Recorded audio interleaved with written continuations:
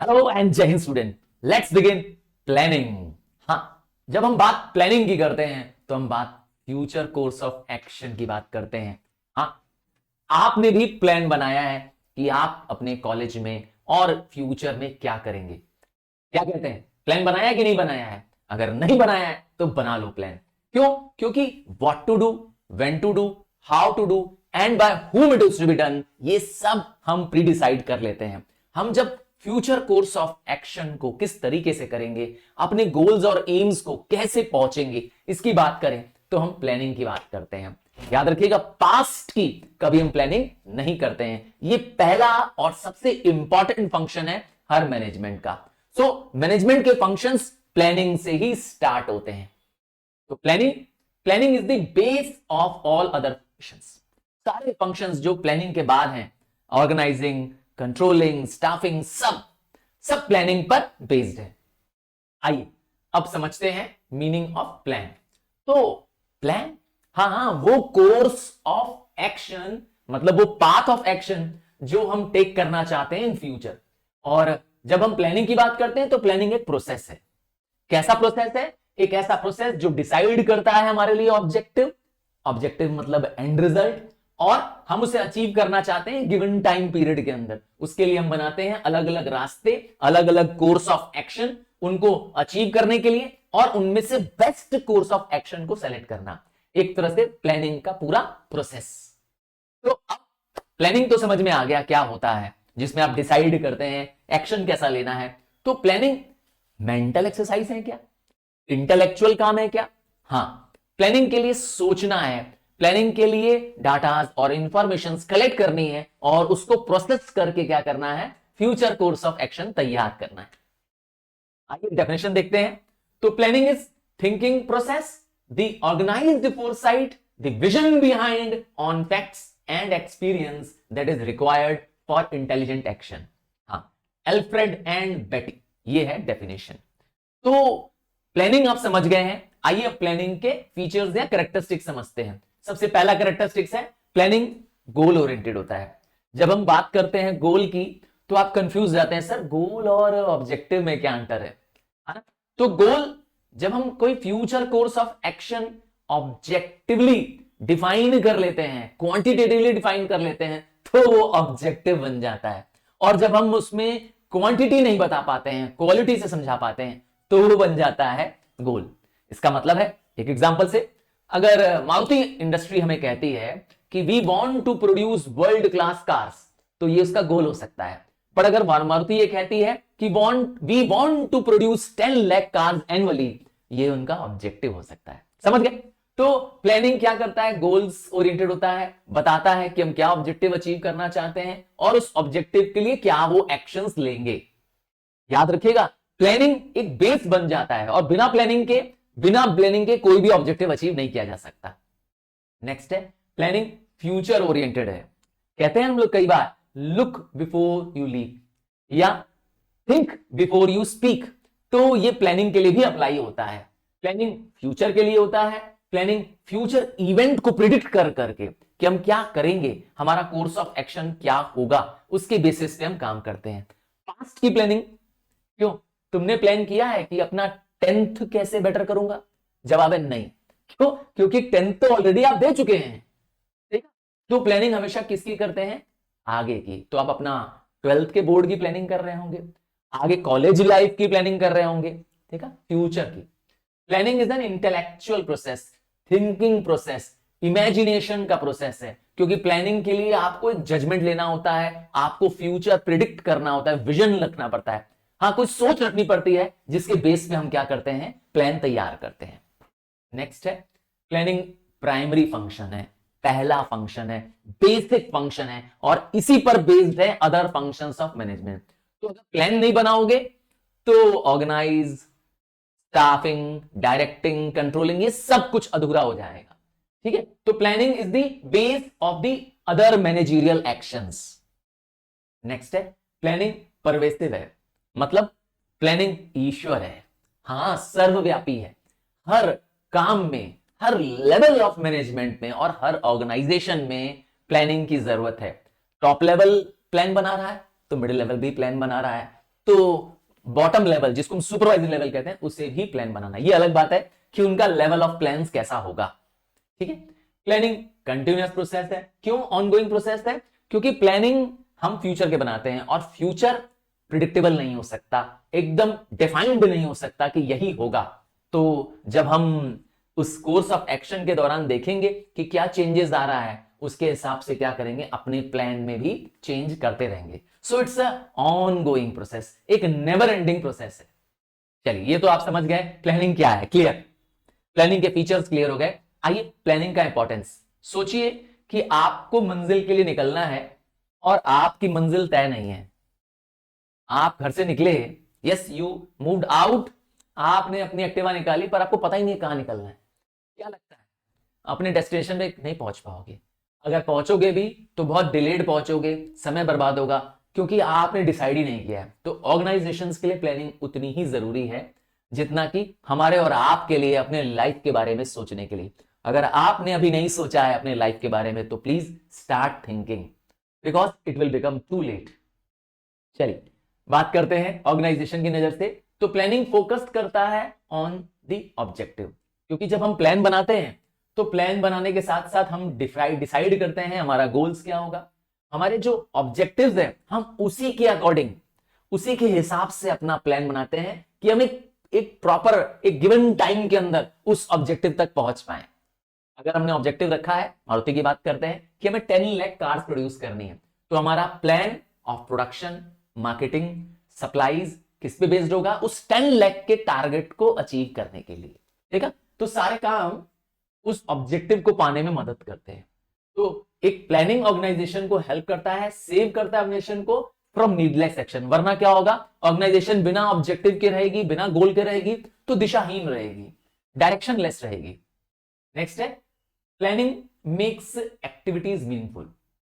सोचिए ऑर्गेनाइजेशन में बहुत सारे डिपार्टमेंट्स होते हैं और उन डिपार्टमेंट्स में बहुत सारे इंडिविजुअल्स काम कर रहे हैं, उनको पता ही नहीं है क्या काम करना है, what they have to do, how they have to do, when they have to finish that work, उनको पता ही नहीं है।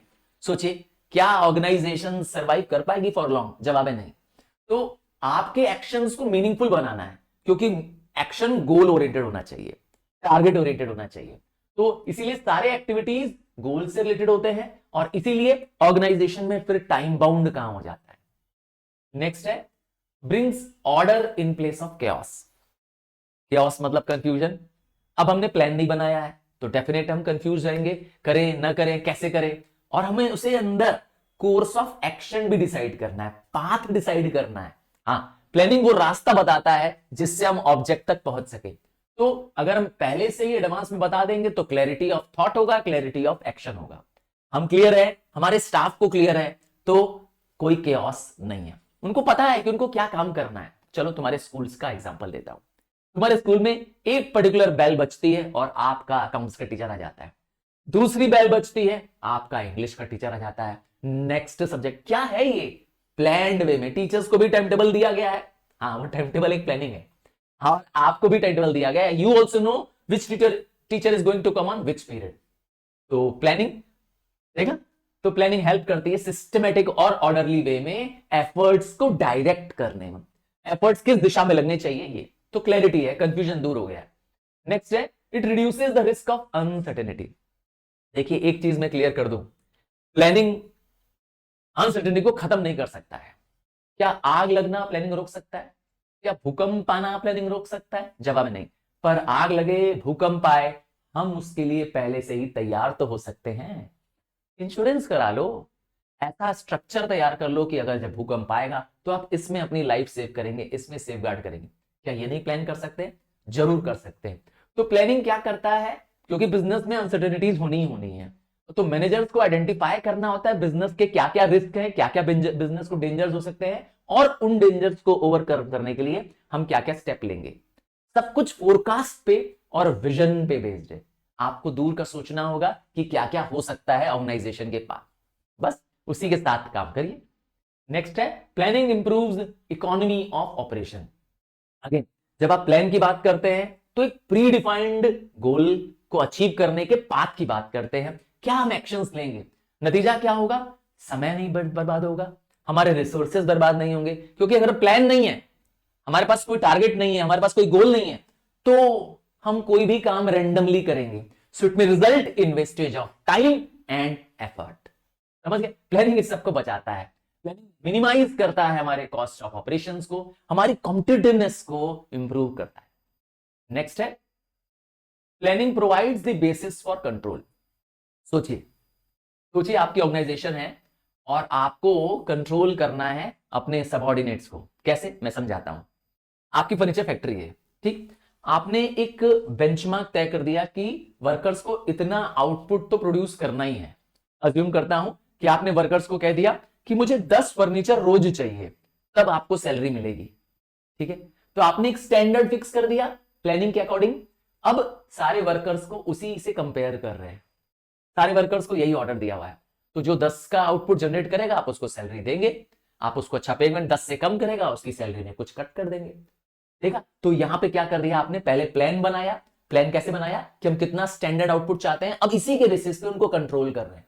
अब सारे एम्प्लॉइज अपने आप काम करेंगे, क्योंकि वो हर चाहेंगे कि मेरा क्या हो जाए, मेरा जो ऑब्जेक्टिव है वो पूरा हो जाए, मेरा जो टारगेट है वो पूरा हो जाए, तभी तो उनको पैसे मिलेंगे अच्छे से।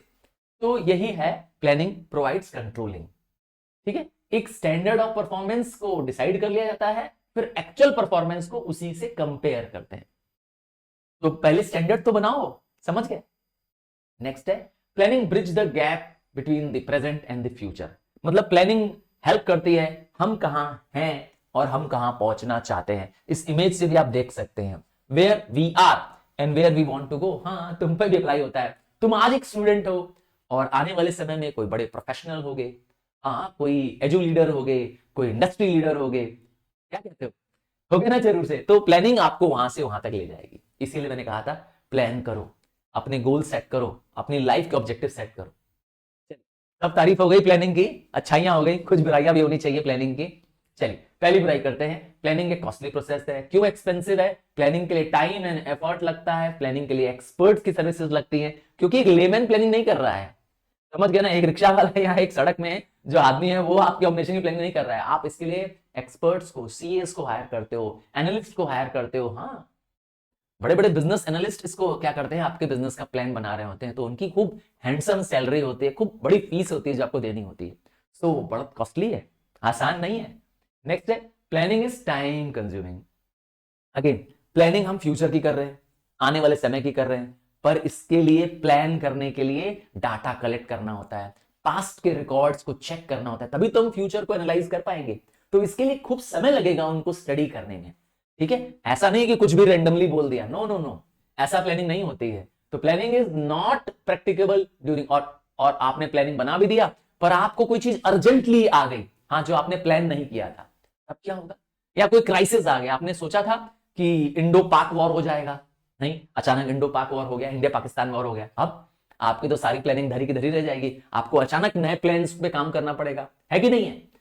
तो ये कह सकते हैं कि आपकी प्लानिंग टाइम लेती है और टाइम कभी कभी नहीं मिलता है आपको प्लान करने का, ठीक है? नेक्स्ट है रिजिडिटी। रिजिड मतलब होता है जिसको आप चेंज ना कर सके, one which is not allowed to change. तो प्लान बन जाता है, इससे कोर्स ऑफ एक्शन डिसाइड हो जाता है, तो इंप्लॉइज को भी पता है हमें क्या एक्शन करना है एक पर्टिकुलर ऑब्जेक्टिव को अचीव करने के लिए। इससे रिजिडिटी हो जाती है, अर्थात अब इंप्लॉइज इसको डेविएट नहीं करना चाहते, जो बता दिया गया है बस उसी पे चलेंगे वो लोग, ये है रिजिडिटी। इंप्लॉइज विलिंग नहीं होते हैं अब प्लान से डेविएट करने पे, और वो खुद का भी इनिशिएटिव नहीं लेना चाहते हैं, खुद की क्रिएटिविटी नहीं दिखाते हैं, क्योंकि जैसे कहते हैं ना, लकीर के फकीर होते हैं वो लोग, समझ गए? एक बार आपने लकीर खींच दी कि ये काम होना है बस, तो ये एक प्रॉब्लम है। वो उसी प्लान को फॉलो करते हैं, एडहेयर करते हैं, एडहेयर मतलब होता है फॉलो करना। नेक्स्ट है लैक ऑफ एक्यूरेसी। इसका मतलब अब आपने जो प्लान बनाया वो एक एस्टिमेट के बेसिस पे बनाया, पास्ट के रिकॉर्ड्स को, पास्ट के डाटा को कलेक्ट करके बनाया। अब फ्यूचर अनसर्टन है, क्या एक्यूरेटली आप प्रिडिक्ट कर पाएंगे? इतना ही आउटपुट प्रोड्यूस करना है, इतने ही सेल्स होने चाहिए, शायद एग्जैक्टली आप प्रिडिक्ट नहीं कर पाएंगे। तो इट इज ऑल क्या है, on a rough estimate. Exactly आप फ्यूचर नहीं प्रिडिक्ट कर सकते, कर ही लेंगे तो फिर तो भगवान बन जाएंगे ना। इमेजिन करो, हमें सब मालूम है कि आने वाले समय में मेरा कितना आउटपुट होने वाला है, मेरी फर्म कितनी प्रॉफिट कमाने वाली है, कितना सेल्स होने वाला है। अगर हम सब जानते हैं तो फिर तो समस्या ही खत्म हो जाएगी। जवाब है ऐसा नहीं हो पाता है। प्लानिंग फोरकास्ट पे बेस्ड होती है, अजम्पशंस पे बेस्ड होती है, जो कि इनएक्यूरेट हो सकते हैं और आपका प्लान मिसलीड कर सकता है। ठीक है, नेक्स्ट है फॉल्स सेंस ऑफ सिक्योरिटी। कई बार कुछ ऑर्गेनाइजेशंस बहुत डिटेल्ड प्लान बनाते हैं, एकदम छोटी छोटी चीजों को प्लान कर लेते हैं और क्लियर कट पाथ डिसाइड कर लेते हैं कि कैसे हम अपने टारगेट्स तक पहुंचेंगे, गोल्स तक पहुंचेंगे। बट यहां पर एम्प्लॉइज को लगता है कि अब हमारा ऑब्जेक्टिव तो हमारे मुट्ठी में है, हम तो ऑब्जेक्टिव पा के रहेंगे। पर रियल लाइफ तो आप जानते ही हैं, कितना भी कर लो प्लान, कहते हैं ना मैन प्रपोजेज गॉड डिस्पोजेज, है कि नहीं है? तो क्या होगा, आपके मन में क्या हो जाएगा, फॉल्स सेंस ऑफ सिक्योरिटी आ जाएगी कि अरे हम तो हम हैं, बाकी सब में पानी कम है। ये गलतफहमी हो सकती है, मतलब ऑर्गेनाइजेशन सक्सीड करेगी, ये आपके मन में एक फॉल्स सेंस ऑफ सिक्योरिटी है। असली में तो आपको यस भविष्य ही बताएगा कि आपके साथ क्या होना है। समझ गया ना? तो एक pre determined plan dynamic environment में काम नहीं करता है, बहुत रिस्की है। अब आप उठा लो रिस्क, ठीक है, मतलब यू शुड हैव प्लान्स, मना नहीं है, बट आप प्लान को हमेशा समय के हिसाब से चेंज होने के लिए रेडी रहिएगा, उस पर पूरा डिपेंडेंट मत करिएगा। ठीक है, ये सीख मिलती है। नेक्स्ट 6 पॉइंट, ये एक साइकोलॉजिकल बैरियर है। इसका मतलब है लोग जो पहले से ही अपना एटीट्यूड या बिलीफ या ट्रेडिशन बना लिए हैं क्या चीज करने का, कि प्लान्स के अकॉर्डिंग काम करने का, तो उसके लिए क्या करना होता है, नया चीज आता है तो वो फिर उसको रेजिस्ट करते हैं। कुछ नई प्रैक्टिसेस आती है, कुछ नई चीजें आते हैं, लोग उसको पसंद नहीं करते हैं। ये ह्यूमन बिहेवियर है, ये हमारी मेंटल सोच है कि हम जिस रास्ते पे चल रहे हैं हमें वही रास्ता अच्छा लगता है, कोई नया अगर उसे रास्ता बदलने के लिए कहता है तो हमें बुरा लगता है। समझ गए? ये आपका और मेरा ह्यूमन नेचर है। अब आप बड़ों को कहेंगे कि पापा फेसबुक अकाउंट खोल लीजिए अपना, या पापा आप इंटरनेट पे अपना बिजनेस चलाइए और व्हाट्सअप चैनल चलाइए, सब कहिए, तो उनको उतना मजा नहीं आएगा, वो अभी इतने फ्रेंडली नहीं होंगे, वो they will resist all this. But आप कोई यंग एंटरप्रेन्योर की बात करें, एक यंग बिजनेसमैन की बात करें, उससे पूछिए, वो तो रील्स भी बनाएगा, शॉर्ट्स भी बनाएगा, व्हाट्सएप चैनल चलाएगा और एकदम मॉडर्न ट्रेंड के हिसाब से, जो आज का ट्रेंड है उसके हिसाब से अपना बिजनेस कर लेगा। देखा है ना दोनों में अंतर? वो पहले वाले लोग प्री डिटरमाइंड पाथ पे चल रहे हैं, आज भी ये रहेगा। तो साइकोलॉजिकल बैरियर तो है। लास्ट लिमिटेशन देखते हैं, एक्सटर्नल लिमिटेशंस।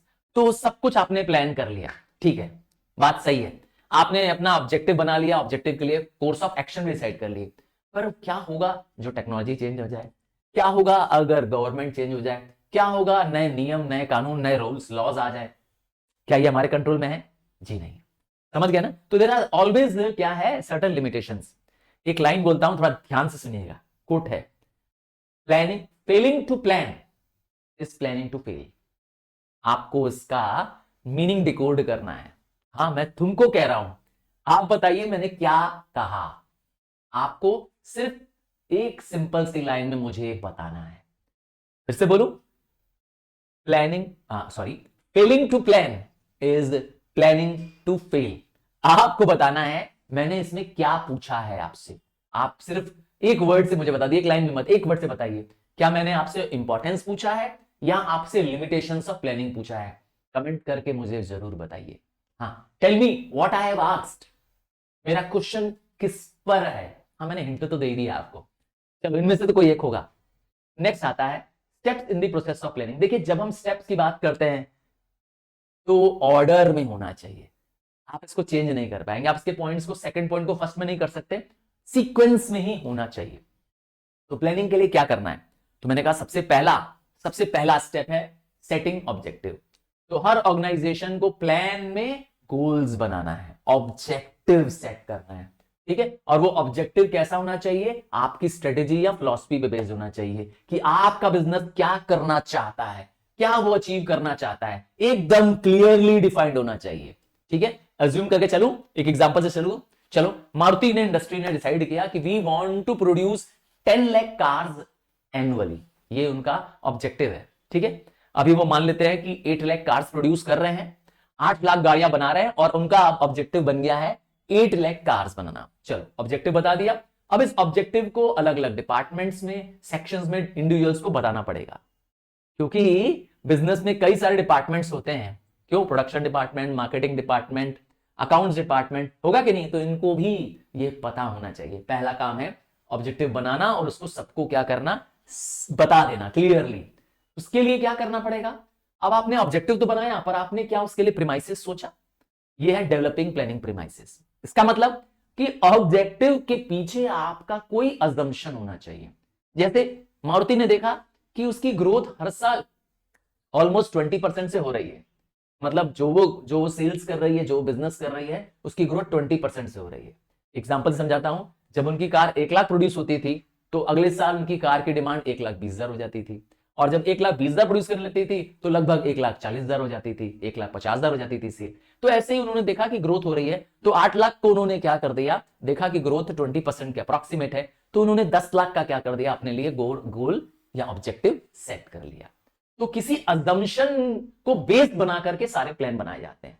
अब प्रीमाइसेस या अजम्पशंस क्या होते हैं? ये वो एनवायरनमेंट होते हैं, ये वो बाउंड्री होते हैं जिसके अंदर हम प्लान को एग्जीक्यूट करना चाहते हैं। हमारा प्लान इसी के अंदर रहता है, हम इसी को सोच के अपना प्लान बनाएं। अब कुछ टाइप्स ऑफ प्लानिंग हम समझा देते हैं, प्रीमाइसेस समझाते हैं। कुछ प्रीमाइसेस अर्थात कुछ अजम्पशंस टेंजिबल होते हैं, कुछ इनटेंजिबल होते हैं। तो जब अजम्पशंस क्वांटिटी में बताएंगे, एकदम पक्का नंबर बता देंगे, तो वो बन जाएगा टेंजिबल। और कुछ अजम्पशंस ऐसे होते हैं जिसको आप नंबर में मेजर नहीं कर सकते, जैसे इंप्लॉइज का मोटिवेशन कितना होगा, आपके गुडविल ऑफ द फर्म क्या होगी। अगर मारुति ने डिसाइड किया है कि हम अपनी गुडविल वर्ल्ड क्लास बनाना चाहते हैं, हमारी गुडविल नंबर 1 कार की होगी मार्केट में, अगर ये सोच रहे हैं, तो इस समय क्या वो कैसे कैसे प्रीमाइस की बात कर रहे हैं? इनटेंजिबल प्रीमाइस की बात कर रहे हैं। और अगर मारुति कहती है कि हम 10 लाख कार्स एनुअली बेचना चाहते हैं, तो ये टेंजिबल है। समझ गए अजम्पशंस? अब कुछ अजम्पशंस होते हैं इंटरनल। इंटरनल मतलब विद इन द एंटरप्राइज, जैसे हमारी कैपिटल कितनी होगी, मशीनरी क्या होगा, हमारे कितने स्टाफ काम करेंगे, ये इंटरनल है। पर कुछ अजम्पशंस हम बाहर, फर्म के बाहर का भी कर लेते हैं। कुछ अजम्पशंस हमें मान के चलने पड़ते हैं, जैसे मान के चलते हैं कि क्या नई टेक्नोलॉजी आने वाली है या क्या क्या टेक्नोलॉजी आएंगी। ठीक है, हमारे कॉम्पिटिटर्स कौन कौन होंगे, ये सब हमको अज्यूम करना पड़ेगा। आउटसाइड द फर्म कौन कौन होंगे, ठीक है, इसका नाम रखा गया एक्सटर्नल प्रीमाइसेस। उसी तरह से कंट्रोलेबल प्रीमाइस, ये वो प्रीमाइस है जो फुल्ली रेगुलेटेड या कंट्रोल्ड बाय द मैनेजमेंट है। इसका कंट्रोल आपके बिजनेस के पास है। इस अजम्पशंस को आप कंट्रोल कर सकते हैं। भाई जो चीज आपकी है आप कंट्रोल कर ही सकते हैं, पर कुछ ऐसे भी होंगे जो आपके कंट्रोल में नहीं है। जैसे ट्रेड साइकिल्स कौन सी चल रही हैं, हाँ बूम चल रहा है, प्रॉस्पेरिटी चल रही है, रिसेशन चल रहा है, डिप्रेशन चल रहा है, क्या आपके कंट्रोल में है मार्केट की साइकिल? जवाब है नहीं। उसी तरह से पॉलिटिकल चेंजेस आपके कंट्रोल में नहीं है, तो कुछ चीजें कंट्रोल की जा सकती हैं और कुछ नहीं। फिर नेक्स्ट है थर्ड पॉइंट। यस, अब हमने टाइप्स ऑफ प्रीमाइसेस समझ लिया, 2 हमने स्टेप समझ लिए। पहला सेटिंग ऑब्जेक्टिव्स, दूसरा डेवलपिंग प्लानिंग प्रीमाइसेस। अब हम तीसरा स्टेप, तीसरा प्रोसेस आ रहे हैं, और तीसरा स्टेप है identifying the alternative course of action. तो प्लान करने के दौरान हमें कई सारे रास्ते, कोर्स ऑफ एक्शन डिसाइड करने होते हैं। क्या क्या पॉसिबल वेज है जिससे हम अपने ऑब्जेक्टिव को पा सकते हैं। ठीक है, तो इसे डिस्कवर करना और हर एक को एनालाइज करना, हर एक गोल को पहुंचने का रास्ता जो हमने बनाया है। जैसे मैंने कहा कि मारुति 10 लाख कार्स प्रोड्यूस करना चाहती है, ये इसका ऑब्जेक्टिव है। तो अब 10 लाख कार्स को वो खुद बना सकती है, बनाने की कैपेसिटी तो 8 लाख है, तो इसके लिए नए वर्कर्स की जरूरत पड़ेगी, नए प्लांट की जरूरत पड़ेगी, वो उसको अरेंज करेगी। या हो सकता है कि मारुति क्या करे, 2 लाख एडिशनल कार्स को क्या करे, इंपोर्ट कर ले, जो सुजुकी मोटर्स है जापान में उनसे मंगवा ले। या वो क्या कर सकती है, इंडिया में अलग अलग जो कार मैन्युफैक्चरर्स हैं उनके साथ टाई अप कर ले। तो कई रास्ते मैंने आपको बता दिए उस ऑब्जेक्टिव तक पहुंचने के। आपको हर एक पाथ को, हर एक कोर्स ऑफ एक्शन को क्या करना है, अंडरस्टैंड करना है, उसके पॉजिटिव और नेगेटिव पॉइंट्स पता करने हैं। याद रखिएगा, जब भी आप इन कोर्स ऑफ एक्शन को डिसाइड करते हैं तो इन सब का एक पर्टिकुलर क्या है, एंड है, और वो एंड है क्या, विद इन दी ऑब्जेक्टिव। जब भी करना है तो ऑब्जेक्टिव को रख के, इसीलिए इसका नाम रखा गया है प्रिंसिपल ऑफ लिमिटिंग फैक्टर। याद रखिएगा, लिमिट क्या है आपके पास, फैक्टर की लिमिट यह है कि आप अपने सिचुएशन या ऑब्जेक्टिव के अकॉर्डिंग करेंगे, उसके बियॉन्ड आप प्लान नहीं बनाएंगे। ये कोर्स ऑफ एक्शन उसी के लिए होना चाहिए। नेक्स्ट आता है evaluating the alternatives and choosing the best. तो आपने कई अल्टरनेटिव्स खोजे, आपने कई पाथ खोजे जो आपको ऑब्जेक्टिव तक ले जा रहा है। इन सबको इवेल्युएट करना, इन सब के अंदर मौजूद जो प्रॉस है कौन से, अर्थात इन सब के अच्छाइयां बुराइयां क्या है, इनको चूज करने का आपको जजमेंट लेना पड़ेगा कि इनमें क्या रिस्क इन्वॉल्व है, आपका क्या रिटर्न्स आने का उम्मीद है, ये सब आपको स्टडी करना पड़ेगा। थोड़ा सीख ले, तो मैंने कहा था टाइम लगता है प्लानिंग बनाने में, ठीक है। और जो अब आपने सेलेक्ट करना है वो सबसे बेस्ट अल्टरनेटिव को सेलेक्ट करना है। ये सबसे बेस्ट अल्टरनेटिव कैसे सेलेक्ट होगा? अरे भाई, वो कोर्स ऑफ एक्शन लेना जो लीस्ट कॉस्ट जनरेट करता है और मैक्सिमम रेवेन्यू जनरेट करता है। सिंपल सी बात है कि नहीं? उसी रास्ते से हम अपना ऑब्जेक्टिव अचीव करना चाहेंगे। और फिर उसके साथ साथ क्या बनाना है? आपने कोर्स ऑफ पाथ तो डिसाइड कर लिया कि कौन सा कोर्स ऑफ एक्शन करेंगे, स्टेप नंबर 4। स्टेप नंबर 5 में क्या करना है? आपको अब साथ में डेरिवेटिव प्लान बनाना है। मतलब मेन प्लान को अचीव करने के लिए, ऑब्जेक्टिव को अचीव करने के लिए आपके पास क्या पॉलिसी है, क्या स्ट्रेटेजी है, क्या प्रोग्राम है, क्या रूल्स है, ये सब भी डिसाइड करना पड़ेगा। इन सबको भी डेरिवेटिव प्लान में ये सब आते हैं, इन सबको भी डिसाइड करना पड़ेगा। कह सकते हैं एक तरह से प्लान बी भी लेके चलना पड़ेगा साथ में। नेक्स्ट है सिक्योरिंग कोऑपरेशन। अब आपने प्लान बना लिया और प्लान बना के तकिया लगा के सो गए, कुछ नहीं हो पाएगा। 0 0 0। हाँ, और अब आपको क्या करना है? अपने सारे डिपार्टमेंट्स, सारे इंडिविजुअल एम्प्लॉइज, हर एक तक अपने इस ऑब्जेक्टिव को बताना है। किस तरीके से वो ऑब्जेक्टिव सेट किया गया है, क्यों वो सेट किया गया है, ये सब उन्हें एक्सप्लेन करना है। तभी आप क्या करेंगे? उनको मोटिवेट कर पाएंगे एम्प्लॉइज को कि वो भी आपके साथ उस मंजिल तक जहां आप जाना चाहते हैं, जहां फर्म जाना चाहती है, उस दिशा में वो काम करे। सबकी मदद से आप पहुंच पाएंगे। It is total team effort, not an individual effort. समझ गए ना? कोई भी ऑर्गेनाइजेशन सफल अपने टीम वर्क से होती है। अब क्या करना है?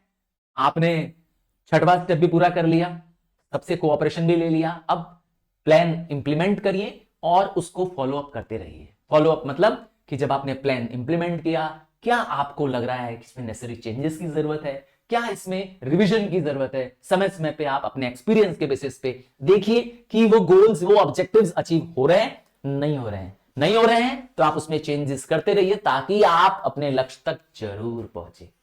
ये सब सोचो, मैं तुम पर लगा रहा हूं, ठीक है? ये आप अपने रियल लाइफ के बारे में सोचिए, you will definitely find it कि आप भी यस अपने लाइफ में इंप्लीमेंट कर सकते हैं।